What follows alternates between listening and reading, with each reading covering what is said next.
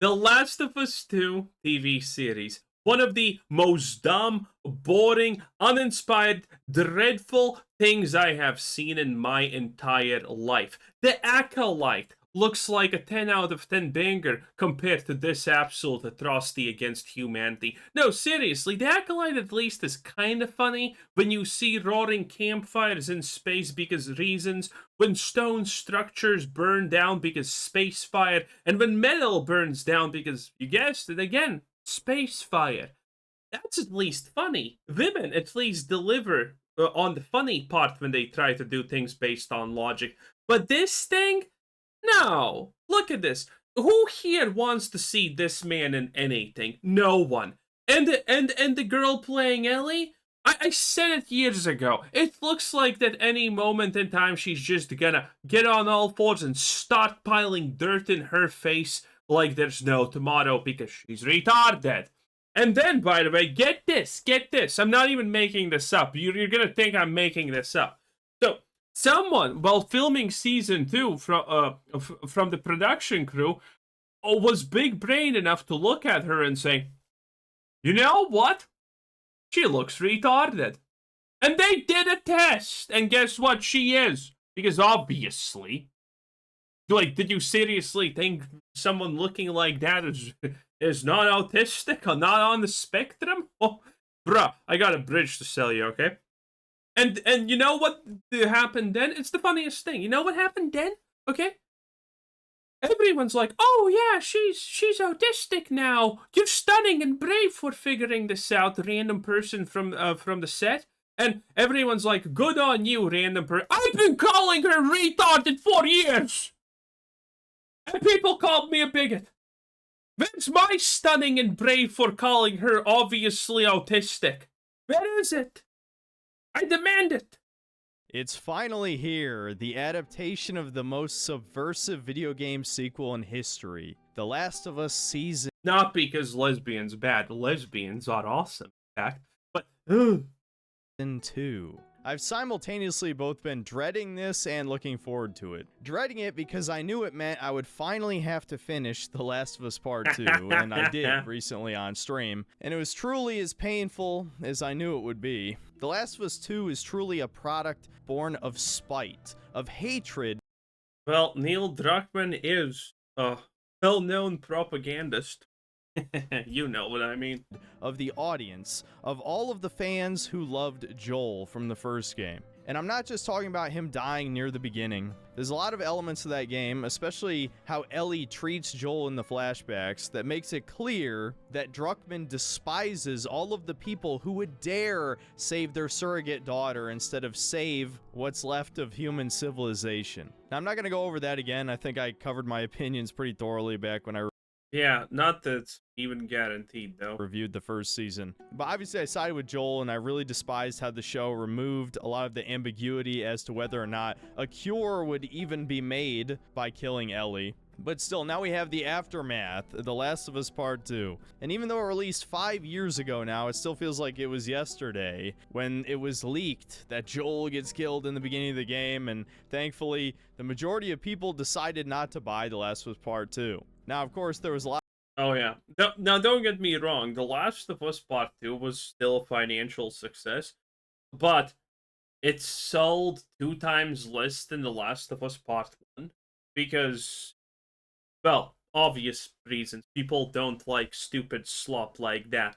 A lot of misinformation saying that no, supposedly the game sold extremely well, even though the game sold 4 million copies in its first month, which seems like a lot, but then 2 years later it had only sold 10 million compared to the first game's 30 million. And no— Oh, was it 30 million? Okay, 3 times less, not even 50%. Wow. Yeah, that is a drop. Again, still successful. But remember, we normal people judge success for games very simply. Is the majority of the player base happy? Is the majority of the player base even there? Is it like, because if it's 3 people playing, who cares? And did it actually sell well? A lot of people sold well. Well, at least appropriately to its budget, its size, its status, and, everything like that. And yeah, those are the 3 things. But woke people are just shifting that goalpost constantly, it seems like nowadays. Yeah, a game in their eyes, a game is now successful if they just, I don't know, liked it as a singular person or something like that. It's stupid. No doubt the budget for the second game was much higher, and Naughty Dog even had to cancel the multiplayer only expansion slash standalone release, which is even more evidence that the game bombed horribly. And they've now had to re-release it twice to try and make up for the losses of The Last of Us 2. And knowing all of this, and also knowing the fact that Neil Druckmann is directly working on the TV show as he did with...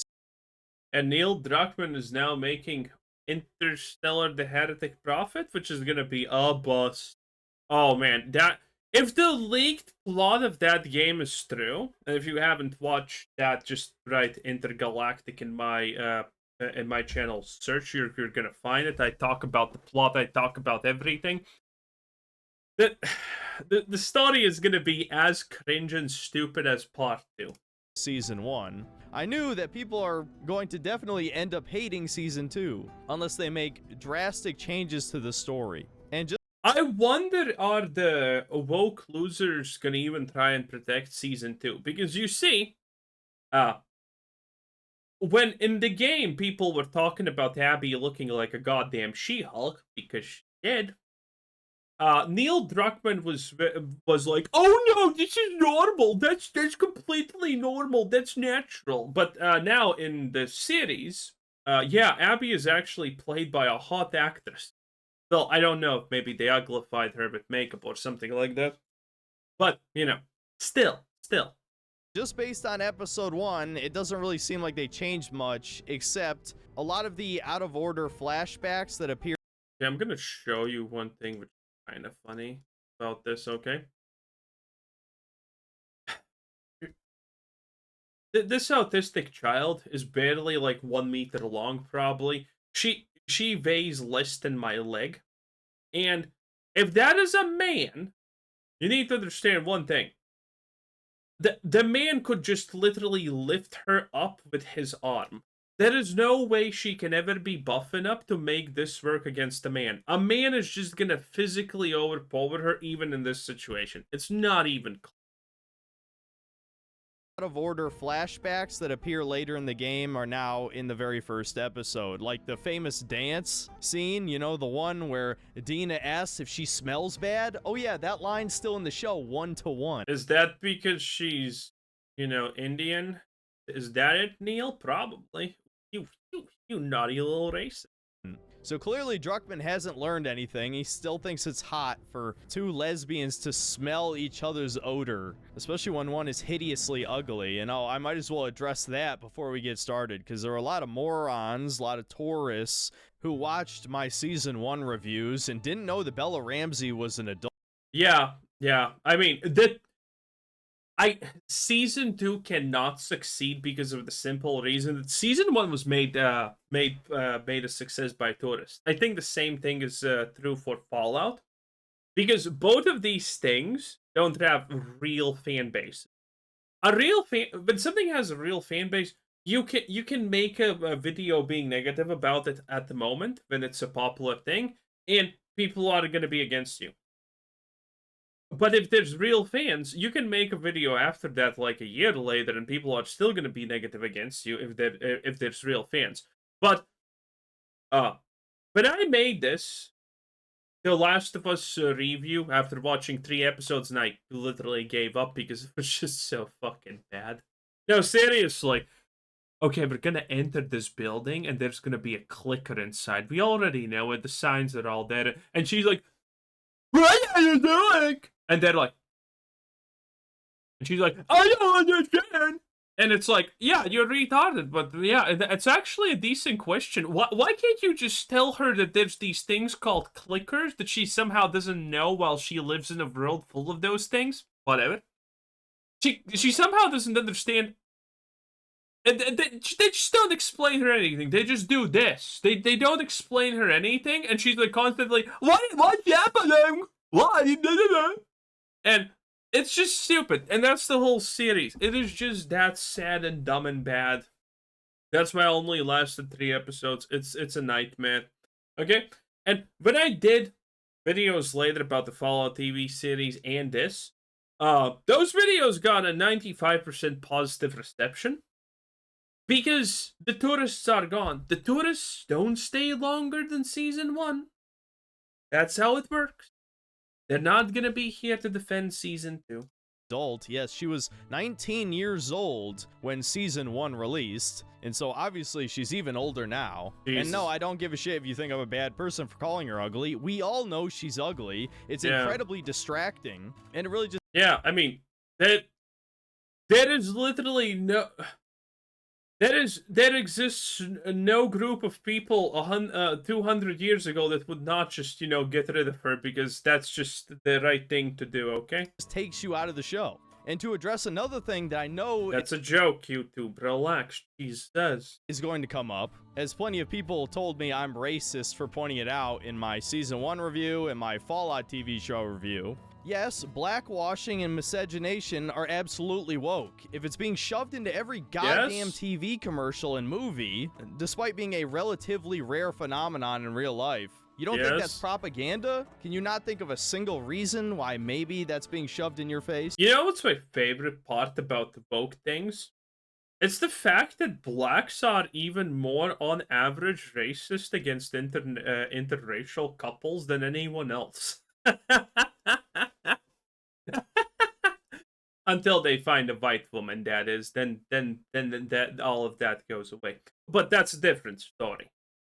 If you don't understand how that could possibly be part of the message, I don't think you even know what the message is in the first place. But please, continue to listen to these YouTubers who would never lie to you or betray you or try to sell you something.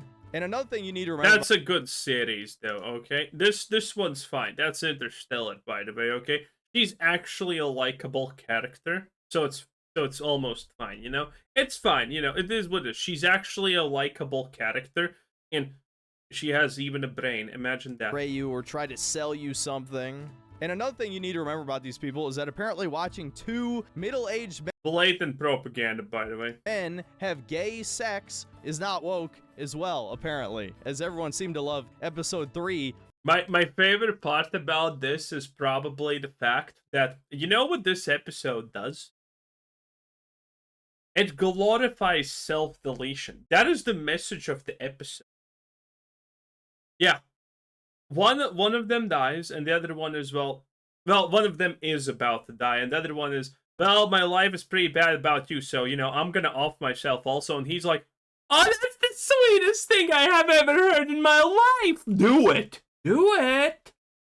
Yeah, not a great message. Well, I mean, they probably think it is. Also, the fact that this guy somehow magically has a literal gaydar to figure out that he's gay is kind of hilarious also. Of The Last of Us Season 1. So anyway, with that out of the way, I'm pretty sure most people are going to agree with me and hate Season 2 if we're being real, because, well, pretty much everyone hated The Last of Us Part 2, so I can't see how Neil Druckmann is suddenly going to change his ways, especially given what we already know about his next game, Intergalactic, is going to be addressing religion. And I'm not going to spoil the leak plot of that because I don't want to get a copyright takedown, but let's just say it's an allegory for siding with Muslims and killing Christians. And to address one final thing... Is it, though? Did we actually get so many information? Well, I guess technically, but... Neil Druckmann is all about that stuff. Before we get to the episode 1 synopsis, because this is something that came up during my Fallout episode 1 review, there's absolutely nothing wrong with reviewing just episode 1 of a TV show and coming to conclusions based on what you see. Now, of course, it's a little bit different with The Last of Us show because I already know what's going to happen since I played the game and I actually watched all the cutscenes 5 years ago. Shout out to everyone who's been watching the channel since the beginning. But even if they do decide to change things in the plot, it doesn't matter. There's nothing wrong with making a judgment based on what you see in episode 1. In fact, I would say the first episode of a TV show is arguably the most important. This is the one that draws you in and hooks you. So when all of those retards, including Hassan, said that I'm not allowed to judge a TV show based on the first episode, I mean, does that sound like something an intelligent person would say? Or is that something a brain... I absolutely love when people are saying, oh, you can't judge the game on the first hour of it. You can't judge a TV series by the first 2 episodes or even 1 episode. Yes, you can. Yes, you can. And I don't know about you, but I'm at least 99% right about that. I think most of us are 99% right about that. I think all the people who said, "Oh, you need to play 100 hours of Starfield and be a new game plus 7, and then it gets fun," are idiots. Brain dead normie would say, because they don't know how to counter any of my arguments other than just calling me a racist. But anyway, enough preamble. Let's get into episode 1 of The Last of Us Season 2. So it actually begins with a new scene unique to the show where we get to see the survivors of Joel slaughtering all of the Fireflies, and we get to meet the actress who plays Abby. And I'm not going to make a judgment. Yeah, that's supposed to be Abby, I think. Based on her appearance just yet, even though. Yeah, as you can see, that's pretty normal. That's likable. And the act now again, it looks like they have uglified her because we have seen. No, wait, is that the actress? No, I think the actress is different. But because we have already seen who the actress is gonna be, and from what Google showed me, the actress is pretty hot. So if this is her, I think they definitely try to make tone her down a lot. No, I've already seen pictures of later episodes, and no, she never looks nearly as jacked as Abby, and we all know the reason why. It's because the actress wasn't willing to take steroids to get arms as large as Abby's. Probably. Sorry, ladies, I don't care how much chicken, broccoli, and rice you eat, you're never gonna get arms like that without anabolics. Morons who've never touched the dumbbell seem to believe that women have just as much muscle building potential as men. It's not even close, guys. So yes, unfortunately, Abby is not the muscle monster that we all know from The Last of Us 2, which, you know what, if you're not someone who watches any of my streams, maybe you'd think I'd say that's a good thing, but I kind of ironically... Bro, leave it to a woman to slash like this, not stab like... You just can't make this up. Enjoy how gross Abby looks in the game, because it kind of just represents the overall ugliness of The Last of Us 2. The fact that the actress is actually more attractive than Abby kind of just takes away from it. Especially, I think she's the only casting in this show that's more attractive than the game version. And I don't know if that's to subtly make you side with her more, given what comes next after. Probably that, okay? If Neil Druckmann is not going to stick to his full autistic vision, everything in this shit is autistic for some reason, huh? If he's not going to stick to his vision about whatever the hell this is supposed to be, he is definitely going to try and subvert expectations and try to force people to receive it better and then say, "Oh, see, everyone liked this, but the part 2 was bad. All of you just didn't understand it," or something like that. He's going to try and go for some kind of cope play like that after this. But then again, a lot of people really like Pedro Pascal, so him dying in most likely episode 2, if I had to predict. Yeah, spoiler, he doesn't die in the first episode. They pussied out. I don't really think it makes up for it. Now, again, if you don't know my opinion of The Last of Us 2, by the end of the game, I actually sided with Abby over Ellie, because Ellie becomes such a fucking bitch in the game, and she does the same in the show. We'll get into that later. Because she just Wait. I'm pretty sure I know what he's going for. So, they kill Abby's people. Abby kills her and lets her live for some reason or whatever. I don't know what actually happens. I didn't play this crap. And then she turns back, kills more hundreds of people to get back at Abby, and at the end she's like, "You know what? It's actually fine. This is chill. You know what? The cycle of hatred needs to stop," or some BS like that. It's just horrible and weak. Fucking despises Joel for making the correct decision, you know, save her life instead of sacrifice her for a arguably useless cure. Again, not going to get into the same arguments I made back in season 1, but I still feel the same. Ellie is such a goddamn bitch. You end up hating her by the end of The Last of Us 2, trust me. All this scene does is establish who these characters are and justify why they end up chasing after Joel. Then there's a 5-year time skip, and we get to see Jackson once again, which is where Joel's brother Tommy has set up a settlement, and the town has clearly expanded quite a bit in 5 years. There's a shit ton of people here, again, just like the game. And you may have forgotten this, but in season 1 it was established Jackson is a communist utopia. This is the commune. We're communists. So I guess communism really does work. All you need is a post-apocalypse to get it started. And I'll be honest. There's no way, okay? So, I think about that. People are probably thinking, could that work? The answer is fucking no. Because on a smaller scale, there are situations where communism kind of works, but when I say kind of works, I'm being extremely, ridiculously generous, by the way, here. Because when it kind of works, we're talking about communes of 10 people who pretty much the only thing that they do is like grow their own crops. And then they share with different kinds of crops that they grow. And that's pretty much it. Anything remotely close to communism has never actually come even close to working at a larger scale. Because the reality is, when you do it on a larger scale, you have more jobs, and people who do different jobs are always going to start complaining about the fact that their job is a little bit harder than watering the crops one time a day. Well, watering the crops, you need to do more than that, but you kind of get that working in a steel mill is a little bit harder than doing crop labor, technically, most of the time at least, right?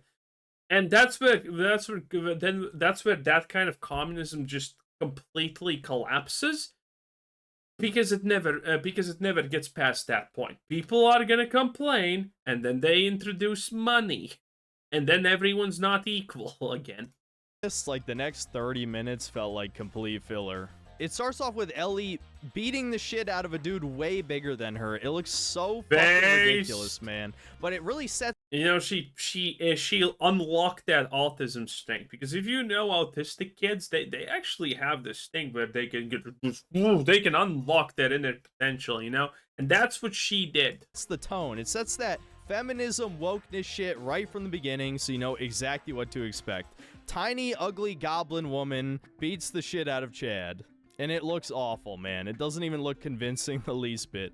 And we also get to meet Jesse, the Asian cuck character, who only exists to implant his seed within Dina so that our greatest ally can continue to propagate their species. And you might think I'm joking, but no. Fucking Jesse does nothing in The Last of Us Part 2. He even dies like a bitch. Just so that two lesbians can raise a half Asian, half Jewish child. Not propaganda, though. That's not woke, according to Fallout show fans. Well, I mean, according to Neil Druckmann, nothing he does is propaganda, I guess. And in the scene right after this, we see Joel interact with Dina, Big Schnauzer's self, except there's only one problem. This woman's nose is normal-sized. What? This is the worst miscasting since Ellie. And the only thing I really care about from this scene is that we learn that Joel is going to therapy now. Isn't that a great addition to The Last of Us 2? In the next scene, we see Ellie and Tommy sniping a clicker. I guess this is just to further establish that Ellie is capable and she wants to go out and hunt zombies and shit or whatever. And then in the scene after this, we are reminded that Tommy's wife is black. I actually completely forgot about this. But as you know, race swapping isn't woke, so it's fine. And as you might remember in Season 1... And fat. They blackwashed Joel's biological daughter, so it looks like both brothers got jungle fever. And we also see Tommy's kid.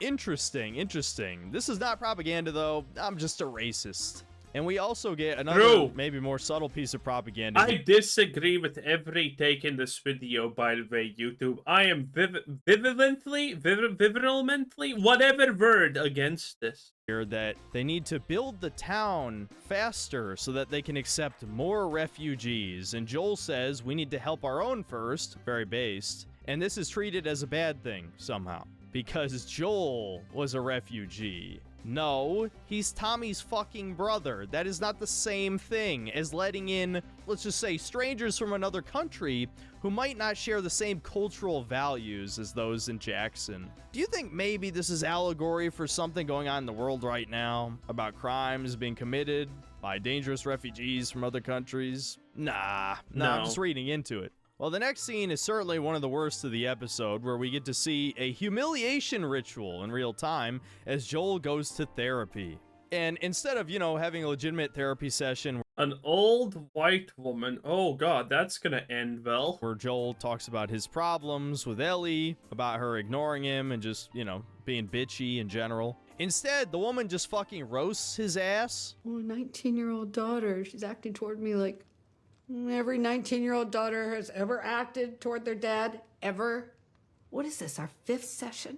Are you just gonna keep grouching on like this every time? Aren't you supposed to be validating me or something? And the justification for this... The irony of saying that, because modern day psychology is... Listen, there were standards in psychology had them previously, and those standards worked like this. Turns out shit actually is your fault, not everyone else's. And that's previously what psychology kind of did. If it was your fault, it pointed at you and said, yeah, it's your fault that you did this, no one else's. But nowadays, psychology is like this. Please tell me, how everyone else is at fault for your mishaps? Yes, everyone else is in fault. You are perfect. Because they figured out that they can get more money doing that.